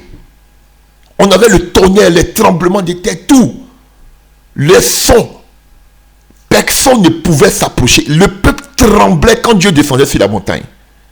Mais nous, aujourd'hui, nous avons accès à cette montagne-là. Frère, c'est une grâce. Vous voyez, et nous avons lu que nous sommes assis, l'église est assise avec Christ dans les lieux élevés, dans le monde céleste. Ce qui pouvait pas faire le peuple d'Israël. Mais nous là, maintenant nous avons accès. Cette montagne qui tremblait là, nous on peut entrer dedans, comme Moïse. Par le sang de Jésus. Parce qu'ils étaient impurs, ils ne pouvaient pas entrer. Pourtant, ils faisaient des sacrifices de moutons. Mais le sang de Jésus nous permet d'avoir accès à la présence de Dieu. C'est pas une grâce, ça. C'est ça, les prophètes là même, ils cherchaient, mais quand allait arriver cette grâce? Mais l'église, ils ont cette grâce. Hein? Frère, nous sommes assis avec lui dans les lieux célestes à cause du sang de Jésus. Alléluia. Chers frères et sœurs, Voilà. Et le Saint-Esprit nous envoie. Nous sommes assis avec lui là-bas. Alléluia. Ça, c'est la bénédiction de l'Esprit. Alléluia, chers frères et sœurs. Ce n'est pas merveilleux ça, ce n'est pas mieux que l'argent. Troisième bénédiction de l'Esprit. Éphésiens 3, on va lire à partir du verset 14. Sinon, le passage, c'est Éphésiens 3 à partir du verset 16, mais on va lire à partir du verset 14. Éphésiens 3 à partir du verset 14. C'est pourquoi je me mets à genoux. Vous voyez, Paul dit, il se met à genoux. Devant le Père. On ne se met pas à genoux devant quelqu'un. Paul se met à genoux seulement que devant le Père. De qui dépendent comme d'un modèle toutes les familles des cieux et de la terre. Je lui demande qu'il nous accorde, à la mesure de ses précieuses richesses, d'être fortifiés avec puissance par son esprit dans votre être intérieur. Que le Christ habite dans votre cœur par la foi, enraciné et solidement fondé dans l'amour. Vous serez ainsi à même de comprendre que tous ceux qui appartiennent ou qui sont saints, combien l'amour du Christ est large, long, élevé et profond. Alléluia. Oui, vous serez à même de connaître cet amour qui surpasse tout ce qu'on le peut connaître. Et vous serez ainsi rempli de toute plénitude de l'Esprit. Alléluia. Voilà. À celui qui, par la puissance qui agit en nous, peut réaliser infiniment au-delà de ce que nous demandons et même pensons. À lui soit la gloire dans l'Église, ainsi de suite. Alléluia. Donc ici au verset 16, Alléluia, qui nous préoccupe, Alléluia, on parle de qu'il accorde à la mesure de sa gloire, de ses glorieuses richesses, d'être fortifié en puissance par son esprit dans notre être intérieur. Donc Christ nous donne cette force intérieure. Par quoi? On parle de l'être intérieur, on parle de notre cœur. On peut voir ça au verset 17. Alléluia. Au verset 17. Vous pouvez voir, on a vu ça tout à l'heure. Alléluia. Verset 17. Que le Christ qui habite dans votre cœur par la foi, enraciné. Donc, quand on parle de notre être intérieur, on fait allusion à notre cœur, chers frères et sœurs. Voilà. Donc, si vous voulez parler du cœur, vous pouvez voir aussi 2 Corinthiens 4, verset 6, 2 Corinthiens 4, verset 7, 2 Corinthiens 4, verset 16. On parle de notre cœur. Alléluia. Voilà, quand on parle de l'être intérieur.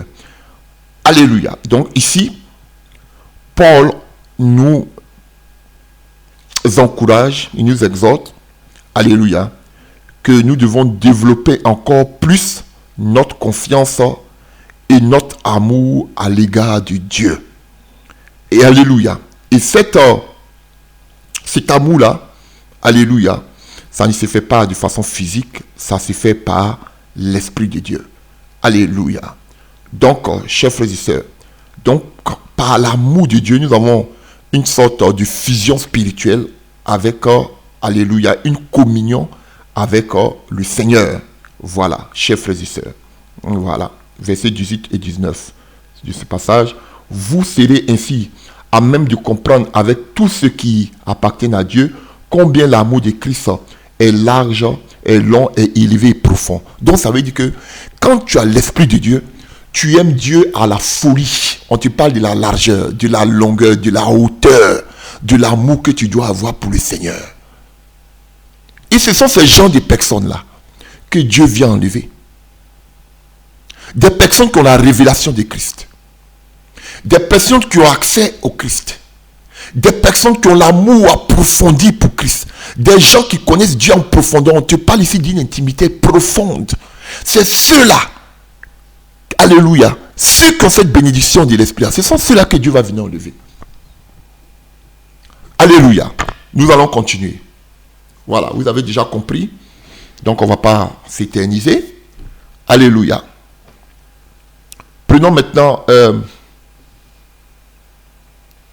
Alléluia. Et maintenant, quand nous avons l'amour de Dieu, on nous remplit notre cœur.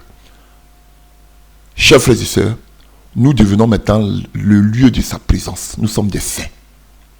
Éphésiens 2, à partir du verset 22. On peut lire à partir du verset 21. En lui, toute la construction s'élève, bien coordonnée, afin d'être un temple saint dans le Seigneur. Verset 22.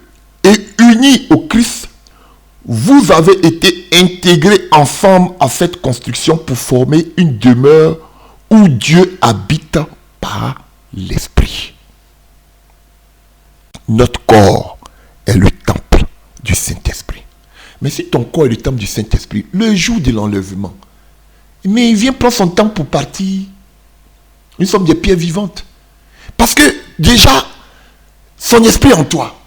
Donc, il va appeler quand la trompette va sonner. Ce sont ceux qui ont l'esprit de Dieu en eux là. Ce sont eux qui vont répondre à l'appel.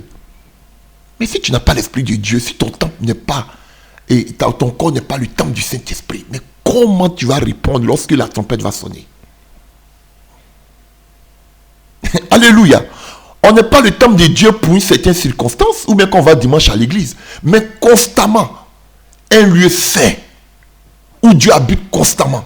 Vous voyez la sainteté de Dieu, comment Dieu démontrait sa sainteté dans l'Ancien Testament. Alléluia. Donc notre corps, notre être est le temple du Saint-Esprit. Je vais dire ceci. Paul fait beaucoup de corrélations. Il fait beaucoup de parallèles entre l'Ancien et le Nouveau Testament. Entre la vie du peuple d'Israël et l'Église. Vous voyez, chers frères et sœurs, une partie du peuple juif, il n'a même pas dit toute la communauté juive, attend la construction du nouveau temple. Mais ce qu'ils ignorent, ce nouveau temple-là, c'est le peuple de Dieu. C'est l'Église. Alléluia, chers frères et sœurs. Et l'Esprit de Dieu, à l'époque, alléluia, habitait seulement que dans le temple. Alléluia. Et ce n'est plus le temple physique.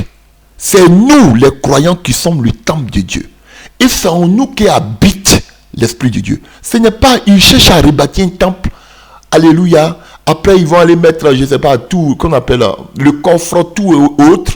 Parce que pour eux, qu'avant, Dieu descendait, alléluia, dans le lieu très saint, où que nous avons vu tout à l'heure, le prêtre devait entrer une fois par an. On attachait même son pied parce que souvent même Dieu pouvait le frapper dedans là-bas. Alléluia.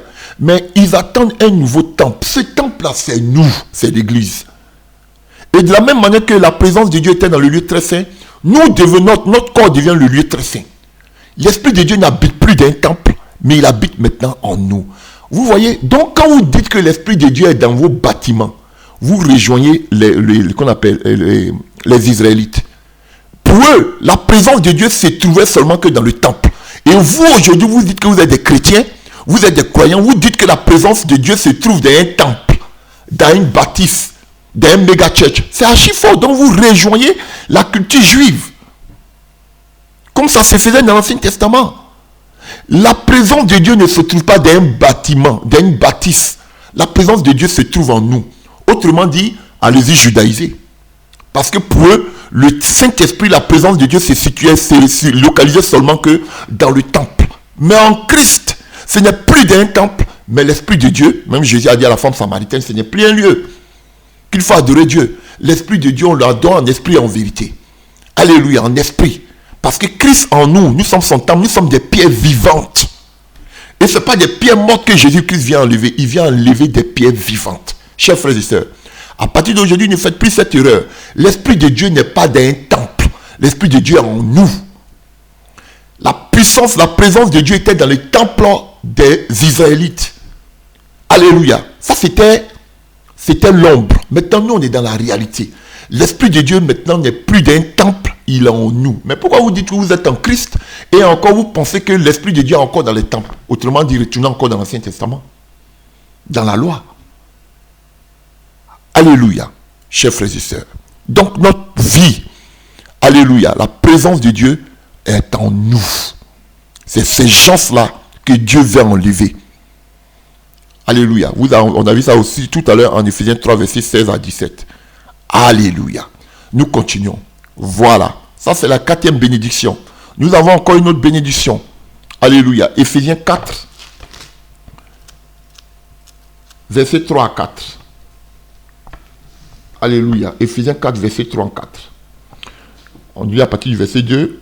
Soyez toujours humbles, aimables et patients. Supportez-vous les uns les autres avec amour.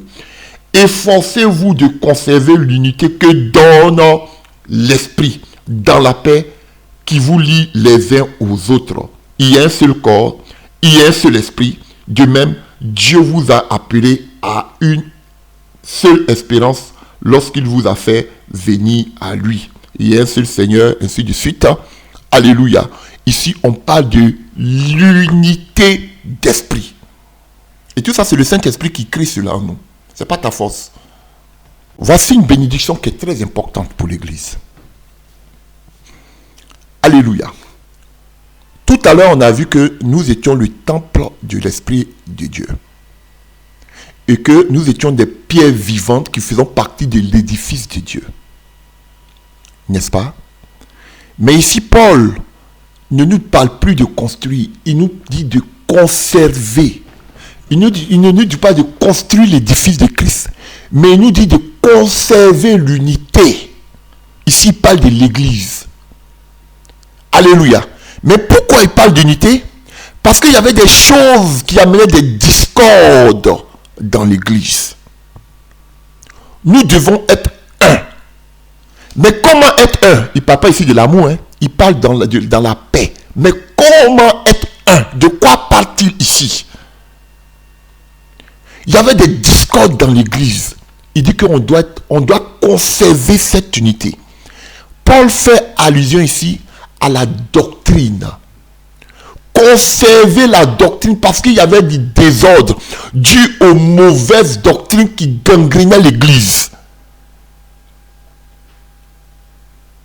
Alléluia. Cette unité-là doit être basée sur la paix. Parce que au lieu qu'il y ait la paix dans l'Église, il y a eu des discordes. Il y avait le tohu-bohu. Il n'y avait plus de paix au milieu de l'Église. Alléluia. De la paix que Paul parle ici, ce n'est pas la paix intérieure que nous avons vue tantôt. Il parle de la paix entre les différents croyants, avec les différents comportements, les différents caractères. Donc, il y a la paix intérieure et il y a la paix communautaire. Alléluia. Tu peux avoir la paix du cœur, mais dans la communauté, tu peux ne pas avoir la paix. Dieu en ce que tu entends. Parce que la foi vient de ce qu'on entend vient de la parole de Dieu.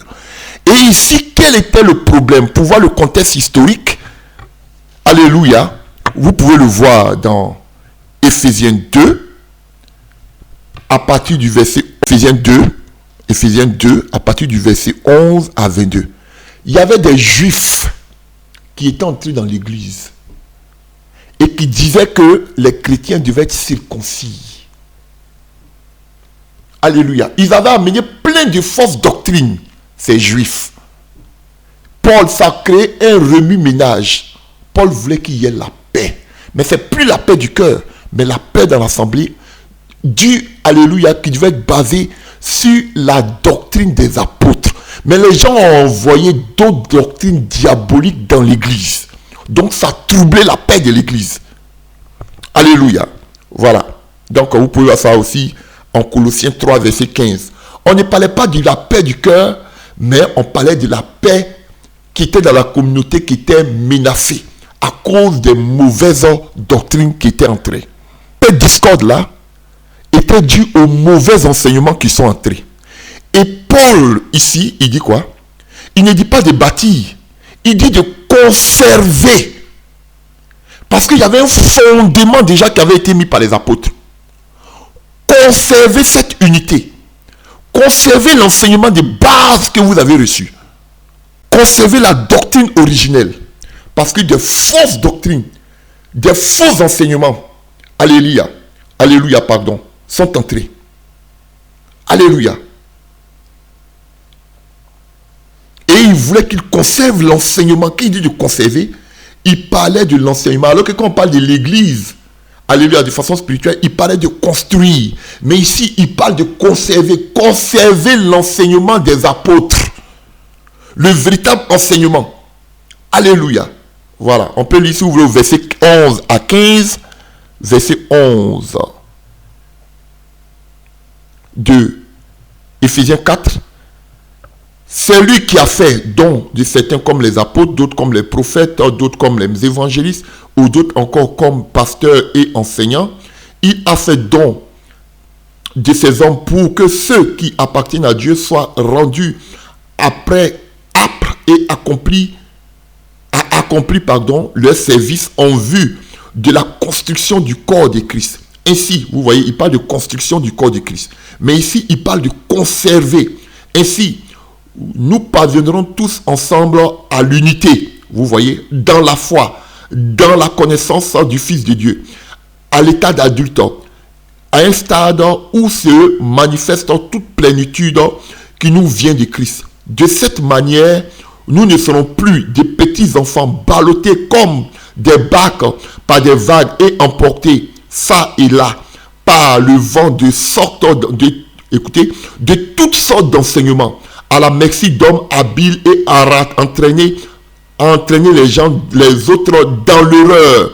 Au contraire, en exprimant la vérité dans l'amour, nous grandissons à tous égards vers celui qui est la tête de Christ. Donc, tous ces désordres, c'était dû au mauvais enseignement. Donc, il les encourage à conserver l'unité, à conserver le message, la doctrine des apôtres originels. Parce qu'il y avait beaucoup de faux enseignements qui étaient entrés. Vous comprenez, frère? Voilà. Donc, on doit veiller les uns sur les autres par l'enseignement. Quand on voit qu'il y a un mauvais enseignement qui vient, on doit le combattre. Non, il ne faut pas juger. Qui est-il pour juger mes serviteurs? C'est vos serviteurs qui annoncent des fausses doctrines telles que la prospérité, le voyage astral, la puissance qu'on appelle de la pensée, le développement personnel, les forces occultes, la puissance des ténèbres, la magie. Tout cela, on ne doit pas dénoncer. La dîme et autres, on ne doit pas dénoncer. Mais ça met la division dans l'église. Regardez aujourd'hui comment l'église est froide, due à ces mauvaises doctrines. On ne doit pas parler, on doit se taire. Et Paul les encourageait à conserver l'évangile pur qu'ils ont appris, qu'ils ont compris, qu'ils ont écouté de leur part. Parce qu'il y avait des agitateurs, des perturbateurs qui ont envoyé notre évangile. Alléluia. Donc, il dit par l'esprit, nous devons conserver l'unité par la doctrine originelle, la doctrine des apôtres. Alléluia. Et c'est ce que nous nous évertuons à faire contre tous ces faux pasteurs qui enseignent des hérésies.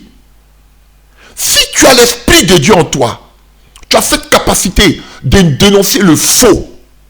C'est ce que Paul n'a manqué de faire. Parce que ça déséquilibre l'église, ça met le désordre dans l'église. Où d'autres prêchent la fine doctrine, d'autres viennent enseigner des doctrines des démons. Et on dit, laissez prêchons, chacun n'a qu'à prêcher pour lui au dernier jour. Dieu va juger chacun. Mais tous ceux qui sont entrés là maintenant à l'enfer, par les mauvais enseignements. Paul parle d'hommes adultes. On doit arriver à la maturité. Parce qu'il y a des mauvais enseignements. Il y a des gens qui sont ballottés parce qu'ils ne sont pas racinés. Beaucoup sont ballottés par ça et là, par des mauvais enseignants. Parce qu'ils ne sont pas affermis, ils ne sont pas matures spirituellement. C'est là qui les aide. Qui les amène sur le droit chemin face à ces gourous, face à ces loups.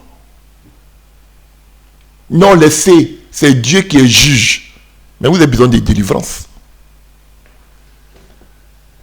Ça, c'est une bénédiction de l'esprit.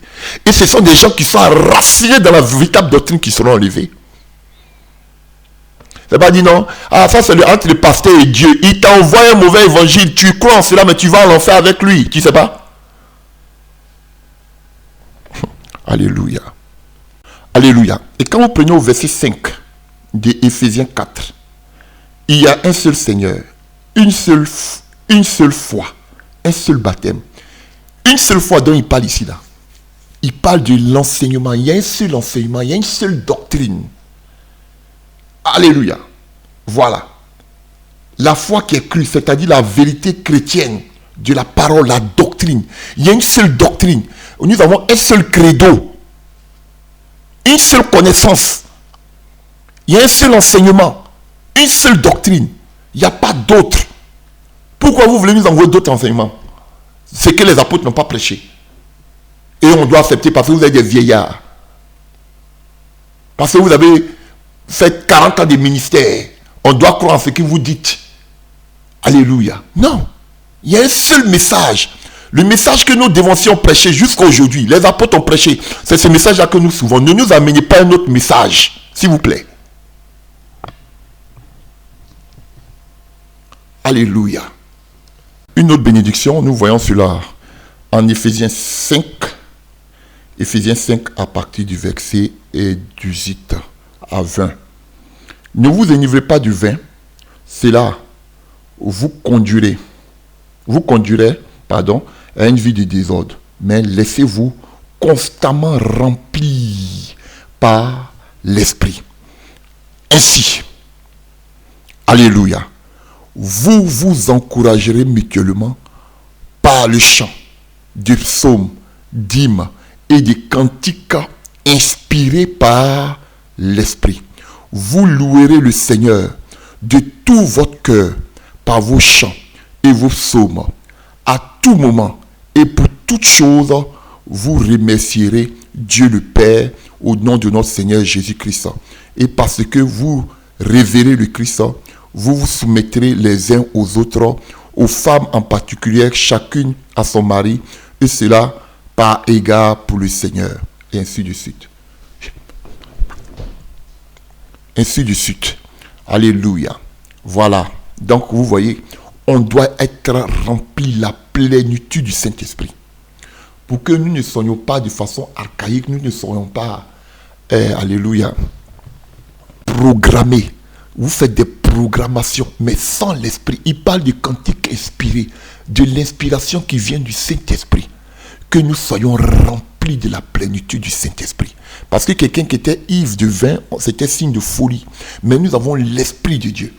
Et on a besoin, il parle ici de l'Église, de la communauté. On a besoin d'être rempli du Saint-Esprit. Et chacun a sa tâche. Alléluia. L'Église est bien ordonnée par l'Esprit. Alléluia. Et cet Esprit nous donne la capacité de vivre une vie de reconnaissance et de soumission mutuelle.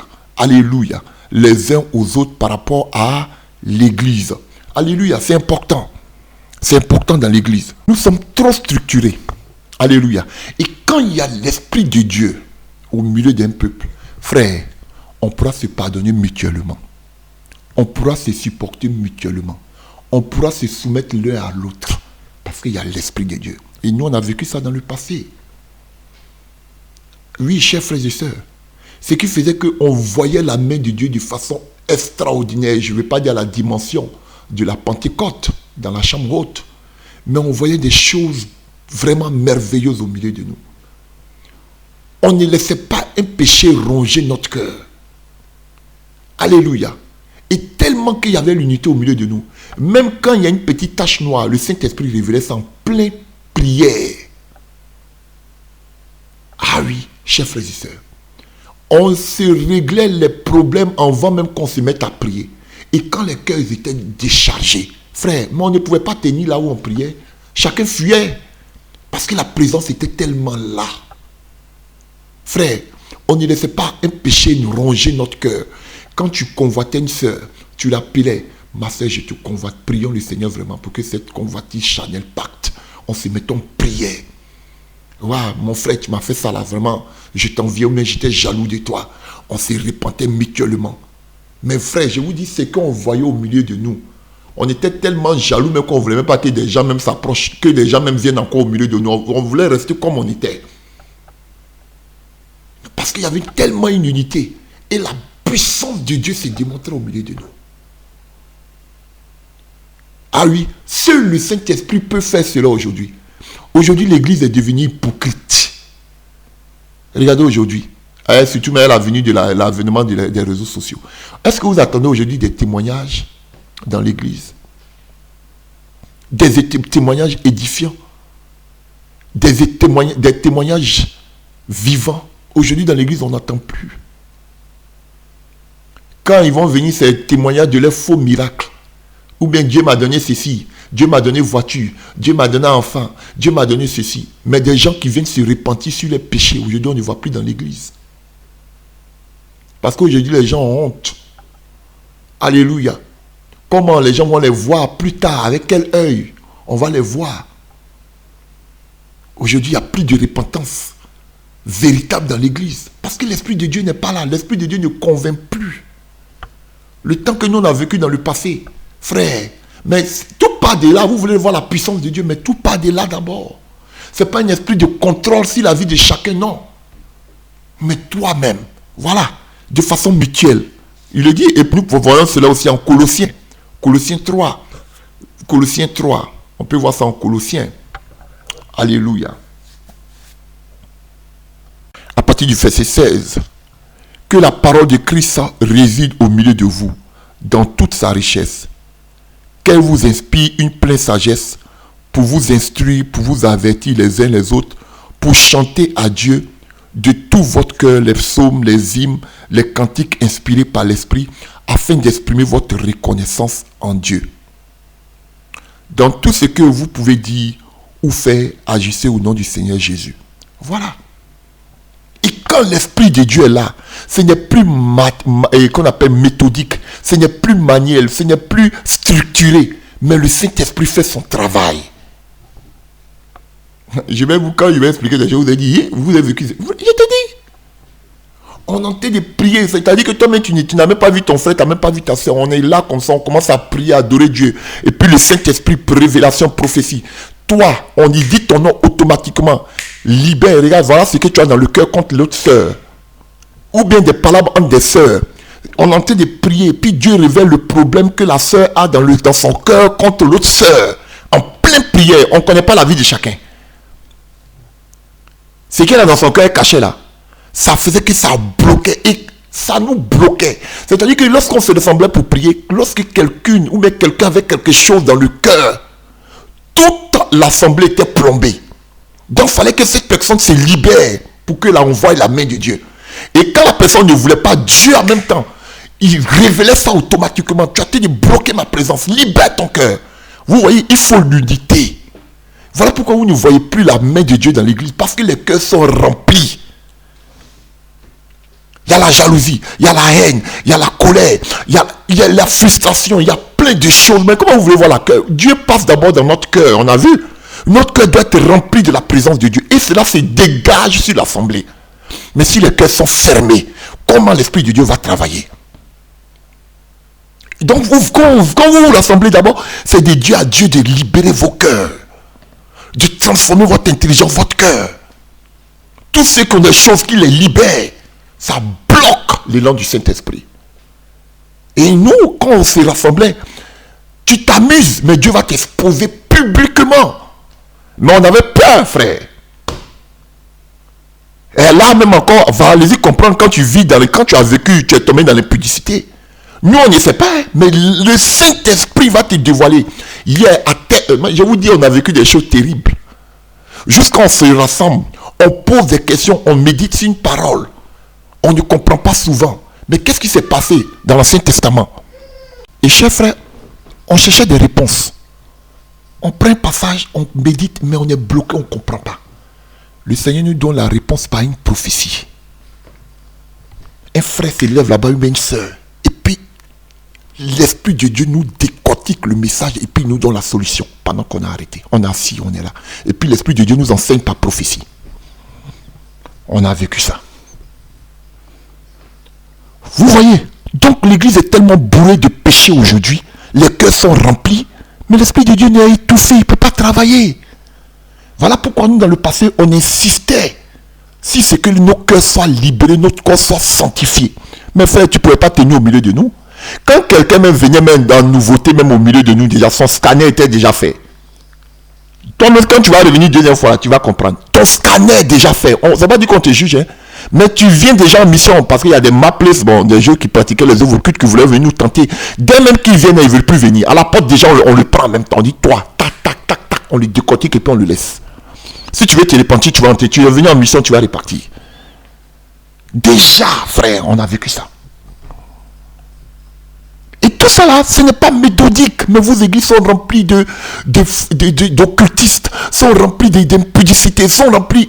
Non, mais frère, comment vous voulez voir la main de Dieu au milieu de vous? Vous cherchez tellement les membres que vous prenez même les salamandres, vous prenez les cafards, vous prenez les cochons. C'est vrai, je dis venu pour les gens de mauvaise vie, mais des gens qui veulent changer. Des gens qui sont des caméléons, qui ne veulent pas changer, qui changent de couleur à n'importe quel moment, on n'en a pas besoin. Quand dans l'église, on est conduit par le Saint-Esprit, il prend le contrôle de toutes choses. On ne fait plus d'efforts. Aujourd'hui, vous êtes obligé de faire des efforts. Vous gosiez. Frère, laissez l'Esprit de Dieu travailler. Vous étouffez l'Esprit de Dieu. Il n'a pas sa place. Alléluia. C'est le Saint-Esprit seulement qui peut convaincre à quelqu'un le péché. Qui peut appeler son frère, ma soeur. Vraiment, voilà ce que j'avais contre toi. C'est le Saint-Esprit aujourd'hui qui peut... Mais les gens sont assis sur les problèmes, sur les colères, sur les haines, sur les jalousies. Et puis ils sont assis. Vous êtes tous dans la même église, vous êtes en train de louer. C'est quelle hypocrisie ça? Alléluia. Il faut l'Esprit. C'est très important. Alléluia. Et nous allons finir. Et nous prenons maintenant Éphésiens. Éphésiens. Alors, mesdames et messieurs, nous allons finir. Mais je vais dire deux choses avant de finir. Alléluia. Nous prenons Éphésiens 6. Éphésiens 6, à partir du verset 17. Prenez le salut pour casque et l'épée de l'esprit, c'est-à-dire la parole de Dieu. C'est-à-dire la parole de Dieu. Alors, cette parole ici, alléluia, a deux rôles. Et le premier rôle, nous le voyons dans Hébreux 4 à partir du verset 12. Car la parole de Dieu est vivante et efficace. Elle est plus tranchante que toute épée à double tranchant et pénétrant jusqu'au plus profond de notre être, jusqu'à atteindre âme, esprit et jointure moelle. Elle juge, vous voyez, les dispositions et les pensées du cœur. Nulle créature échappera au regard de Dieu. Tout est nu et découvert aux yeux de celui à qui nous devons rendre compte. Alléluia. Donc, on parle de la parole ici, alléluia, qui arrive dans les lieux les plus inaccessibles, que ce soit de notre cœur, qui dévoile les secrets de notre être, comme la parole de Dieu qui atteindra l'extrémité de la terre. Alléluia, avant le retour du Seigneur. Mais vous voyez ici, on fait plus allusion. Vous voyez, on parle de...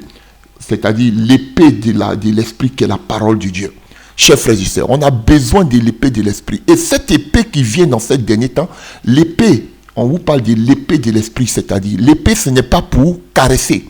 L'épée c'est pour combattre, c'est un jugement. Vous avez vu tout à l'heure ici en Hébreux 4 verset 12, on nous parle de jugement. Alléluia.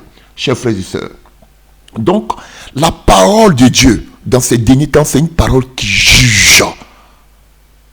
Ah oui, beaucoup seront jugés à partir de la parole de Dieu. Donc, Dieu envoie, vous voyez, jusqu'au profond de l'être, jusqu'à atteindre âme et esprit, jointure moelle. Elle juge les dispositions et les penchants du cœur. Et nous le voyons aussi en...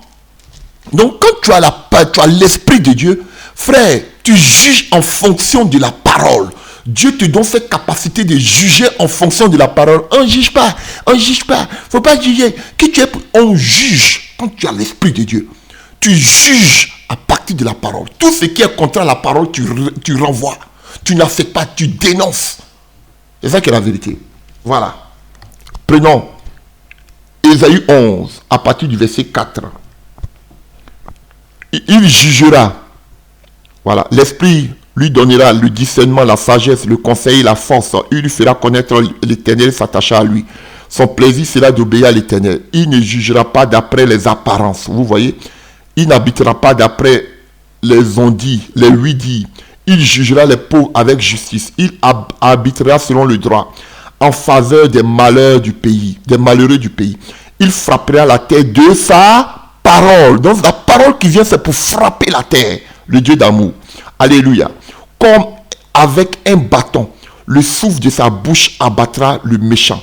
Alléluia. Voilà. Donc, la parole qui va sortir de Dieu, ce sont des épées. Comme on le dit en Apocalypse. De sa bouche sortait, alléluia, de sa bouche sortait la parole de l'épée. Alléluia, qui sortait de sa bouche. Chers frères et sœurs. Donc, on nous parle de l'épée, de la parole de Dieu comme étant l'épée de l'esprit. Chers frères et sœurs. Et l'épée de l'esprit qui vient, ce n'est pas pour nous caresser, c'est pour juger l'humanité. Ah oui, c'est pour juger. Et quand on parle de l'épée qui sort de la bouche de Jésus, c'était pour la guerre pour la guerre d'Armageddon. Alléluia. C'était des épées qui sortaient de sa bouche. Sa parole, c'était comme des épées. Frère. Donc, dans ces derniers temps, Jésus met des épées sur notre langue pour juger le monde en fonction de sa parole. Arrêtez de dire on ne juge pas, on ne juge pas. Dieu nous donne ce pouvoir, cette autorité. Il nous donne l'épée. L'épée, c'est pour combattre. Il nous donne l'épée de la parole pour juger le monde. C'est ça qui est la vérité. Alléluia. Pour juger le secret de leur cœur, comme on voit en Éphésiens 4, verset 12. Et pour finir, alléluia, en Éphésiens 6, alléluia, nous allons finir maintenant ici, en Éphésiens 6, alléluia, nous voyons Éphésiens 6, verset 18, en toutes circonstances, faites toutes sortes de prières et de requêtes sous la conduite de l'Esprit. Alléluia. Frères, encore voici notre bénédiction. Nous devons prier par l'Esprit. Ici, je vais vous dire quelque chose. Il y a une erreur qui a été faite dans vos Bibles. Une erreur fondamentale a été faite dans vos Bibles. Alléluia. La prière fait partie de l'armure du chrétien. En grec, quand vous allez prendre Éphésiens 6, tout Éphésiens 6, vous allez voir où on parle, alléluia, où on parle de l'esprit et qu'on appelle de la prière. Le verset 18 de Éphésiens 6, le verset 18, n'est pas une nouvelle phrase. Alléluia. Ni la description d'une âme supplémentaire, frère. Mais c'est une qu'on appelle proposition rattachée à ce qui précède. Alléluia. Et en particulier au verbe principal. Chers frères et sœurs, je vais dire ceci. Éphésiens 6, verset 18, où on dit en toute circonstance, c'est faux. C'est rattaché directement à l'armure en grec. Il n'y a pas de décalage. Mais dans nos versions françaises, je ne sais pas, dans la version anglaise, je dois vérifier, ils ont décalé, alléluia, la prière de l'armure du chrétien. C'est une erreur. La prière fait partie de l'armure du chrétien. En grec, tout est collé. Mais c'est dans nos versions qu'ils ont décalé. Est-ce que vous comprenez ce que je suis en train de dire? Quand vous allez prendre le texte de Éphésiens 6, là, verset 18, quand vous allez voir, vous allez lire en grec, vous allez voir qu'il n'y a pas de décalage. Ce passage de Éphésiens 6, verset 18, fait partie de l'armure du chrétien. Mais c'est dans notre tradition qu'on a séparé, on a décalé Éphésiens 6, verset 18. Sinon, Éphésiens 6, verset 18, qui parle de la prière par l'esprit, fait partie de l'armure du chrétien. Ah oui, chers frères et sœurs, ça vous choque, mais c'est comme ça. Alléluia. Donc, la prière est donc étroitement associée à l'armure, alléluia, à l'armure qui vient de Dieu. Alléluia. Voilà. C'est très important. Vous pouvez voir ça en Colossiens 4, verset 2 à 5. Alléluia. Chers frères et sœurs, vous pouvez voir ça là-bas. Donc, chers frères et sœurs, voici ce que nous venons d'égrener concernant l'esprit. Donc, il faut la prière. Il faut la parole du jugement dans ces derniers temps. Alléluia. Voilà. Il faut être rempli de l'esprit de Dieu, par l'esprit. Il faut l'unité par l'esprit. Il faut la présence de Dieu constamment dans nos corps par l'esprit. Alléluia. Il faut l'amour de Dieu. Tout cela, c'est l'esprit qui nous donne. Il nous donne l'amour approfondi de Dieu au-dedans de nous. Il nous permet d'avoir accès au Père, ce que les Israélites ne pouvaient pas. Alléluia. Nous recevons la sagesse, la révélation pour que Dieu nous donne l'avant-goût de ce qui arrive, c'est-à-dire l'enlèvement, les choses cachées qui sont à venir. Chers frères et sœurs, voici toutes les bénédictions de l'Esprit que nous avons. Ça n'a rien à voir avec l'argent. Et tout cela dans les lieux célestes. Alléluia. J'ai trop parlé, que Dieu vous bénisse. Dieu voulant, nous allons continuer. Alléluia. Que vous soyez enracinés en Christ, fortifiés par sa puissance au nom de Jésus-Christ. Amen.